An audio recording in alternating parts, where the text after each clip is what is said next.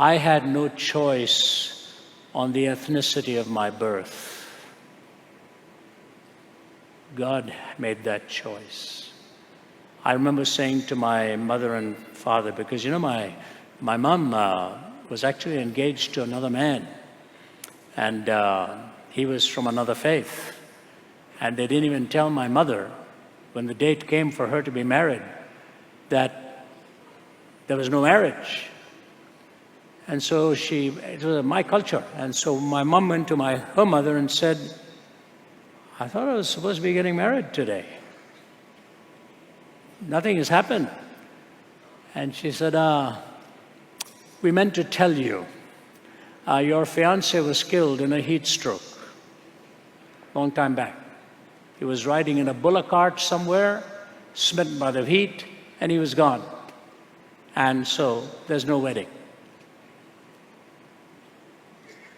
So I looked at my mom, I said, so you're telling me there was a possibility that I would never have existed? That's really what you're telling me, right? She said, you're right. I said, if I had married the original man I met, you would never have been. Think of that. Your DNA, your birth, is a sovereign act of God on your life. You are here at this moment by divine causality for a divine purpose. Find it and realize you are a part of history and you can make a difference. And you know what? The disciples couldn't figure this all out. They couldn't figure this all out. So Jesus is crucified and the disciples are shocked. They say, we had hoped he would deliver us, that all of this would happen. So the women go to the garden and they've figured it out now what has happened. But two of the disciples are walking on the Emmaus road, and once again it is Luke who's telling us the story. That these two boys are walking on the Emmaus road and a stranger comes and joins them.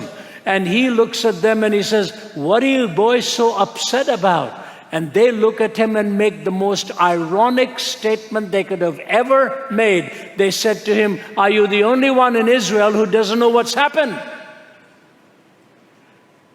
The truth of the matter is he was the only one in Israel who did know what had happened. So he is beginning to do what? Give them the longest history lesson they had ever heard. He takes it beyond Stephen, connects all the dots for them. They are so overwhelmed, they invite him for dinner. They say, would you come in and have dinner with us? We'll pay for your dinner. So Jesus goes in to have dinner with them. He's continuing his speech because they want to hear more to explain. But then he did something that totally befuddled them and stunned them. He took a piece of bread and he broke it. The moment they saw him do that, they knew who he was. And he disappeared from their midst. Not the existentialist, not the traditionalist, not the utopianist, but as often as you eat of this bread and drink of this cup, you proclaim the Lord's death until he returned. They knew he had died and had risen again from the dead. And they were running back to tell everybody to give them the good news. They had already been told what exactly is really happening. Ladies and gentlemen, God is the God over all of time. Don't look down upon this time. This is your time to understand his timing. This is your time to understand his timing.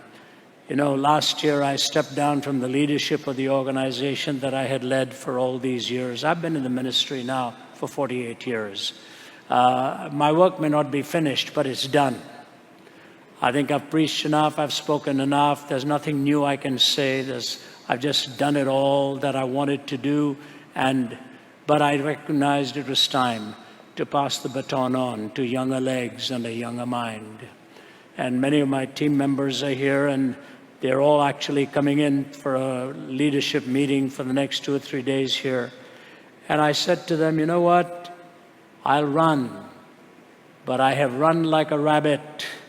I have broken the force of the wind for so long.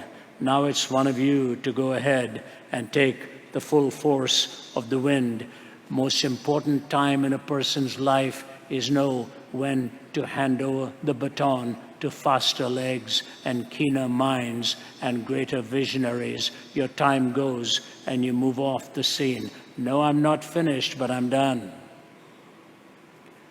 I will keep running as long as God gives me breath in this body. And I'll tell you what, young people, those days fly by like the wind, and you suddenly look back and say, where have all the years gone? Redeem the time, harness the time. 80 years and 10 is not much at all. When you've reached that destination point, you say, I thought I was young, but my knees tell me I am not. Take the time that God has given to you, the finger of God in all of history, and Christ as its central figure. That's the first truth.